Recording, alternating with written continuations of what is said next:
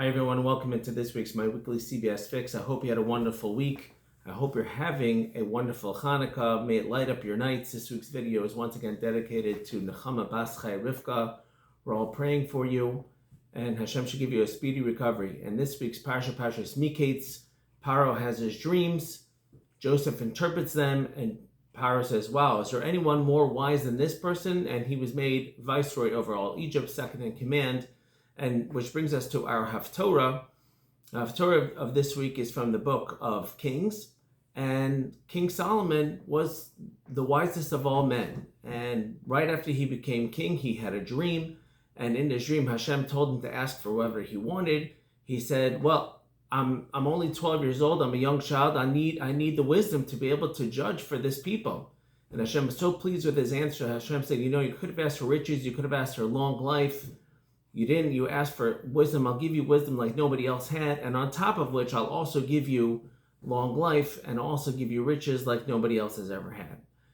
And immediately he's almost presented with a case. Two women come in front of him and with one child. And the first woman says, hey, we both had children. I had a child. And then she had a child 3 days later. And the other woman, in the middle of the night, she lay on top of her child, smothering him, killing him.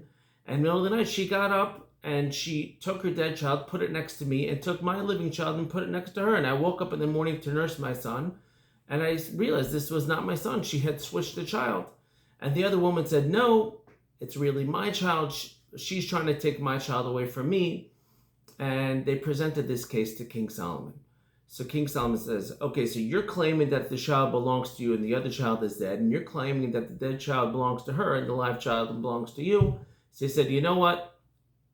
Hashem created the body, 2 eyes, 2 ears, 2 nostrils. I'll tell you what we're going to do. Bring me a sword. And he tells his swordsman to cut the child in half like that. They can both walk away with half the child. And the person is about to cut the child in half when the real mother throws herself on top of the child and she says to the king, no, don't let this happen. I'd rather somebody else be the mother of my child than my child die. And so King Solomon said, oh, this is obviously the real mother. And so therefore we see the wisdom of Solomon. Now, on the surface, this doesn't seem to be like, wow, so wise. So what exactly, why is this so wise of King Solomon? I mean, to cut the child in half, and then it doesn't really have any basis in Jewish law either to be able to do such a thing. So what was it exactly that was showing us how smart he was?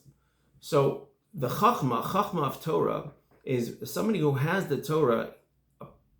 That person is able to understand, they have an innate understanding of everything in creation, from how Hashem created the world to all the animals to all the people.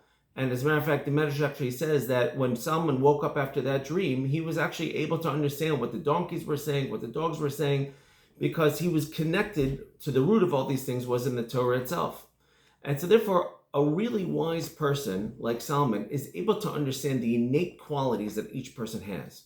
Of course, it wasn't the words that he said per se that allowed him to figure out this court case, but he was allowing the woman herself to demonstrate why she herself was the actual mother. And by throwing herself on top of the child to give her child away, just as long as the child lives, that shows the true quality of a mother. And so therefore, King Solomon understand who the mother was.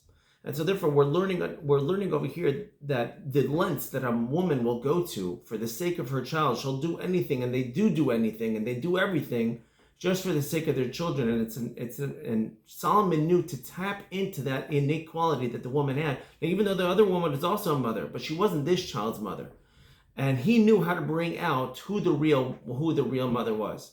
As a matter of fact, it's also brought down that when Solomon said to split the child, he didn't mean to physically split the child with a sword. He meant to split the child. Let's say sometimes the child will go to you, and sometimes the child will go to her. Have 2 mothers. And the mother also said, no, it can't be like that. It's not good upbringing for the child to be in 2 separate homes. It should always be in the same home.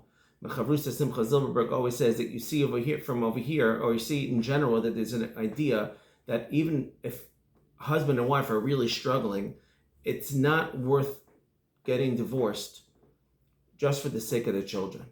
Why? Because for the child to grow up in this house and that house, split custody, it's not really good for the children. And this is another proof to that concept. And therefore, what we're trying to say, no matter who we deal with, we have to try to bring out the innate qualities, or try to understand the innate qualities of who the people that we are dealing with have, or what the people that we're dealing with have. And like that, not only is that a good way for you to figure them out, but it's a good way for you to have peace with them. You're able to learn how to deal with other people. So we should take this advice and always look for the good qualities of people and try to settle things like that. Thank you for listening. Have a wonderful Shabbos.